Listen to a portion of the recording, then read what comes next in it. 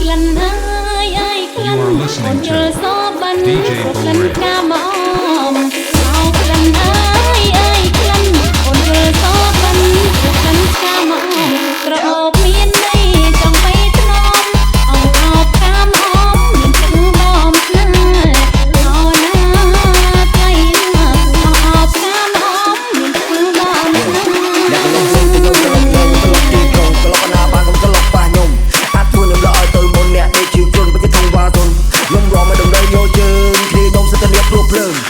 យកទៅតែងកម្មភ្លើងអ្នកដែលជួយខ្វល់អ្នកក៏លោកផ្សេងតែខ្ញុំក៏លោកមែនក៏លោកទីក្រុងក៏លោកកណាបាក៏លោកបាខ្ញុំអាប់ខ្ញុំល្អទៅមុនអ្នកដែលជួយខ្លួនពីគេធំក៏ទៅខ្ញុំរងមិនដឹងយកជើងគ្នាខ្ញុំទៅតែអ្នកព្រោះភ្លើងលោកលើយកទៅតែងកម្មភ្លើងអ្នកដែលជួយខ្វល់តែខ្ញុំបាច់ពិសោធន៍មកសម្ដែងចាក់សម្រាប់ពួកជ្រើជើងផ្លេដៃខ្លីដល់ទូវេលាពេលកាយទៅជឿដល់សុខគ្រប់ជើងភ្លើងសម្រាប់សម្ដែងមកវាហ៊ានត្រូវកំឡុងមកគ្រប់យកឡើងលោកដៃក៏មកឲ្យទៅពេលវាចាប់ហើយអាក៏ដំពងនឹងកណាលោកដៃតែមិនចេះដល់មកក៏មកយកកាយស្រ័យ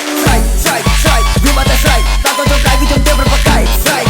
កាយដងតែឈ្នះបលេងពេលសំដីឲ្យវាលើកដៃសុភ័ក្រចូលផ្លែចម្លាយមិនមកតែនឹងចាប់ពីក្រោយមកក៏ពុះក្បាលនឹងគ្រឿងខ្លាញ់មិនខឹងណៃទេព្រោះតែមកឲ្យមកកាត់មកវាខុសទេរំជាអ្នកប្រមាញ់ទីក្រុង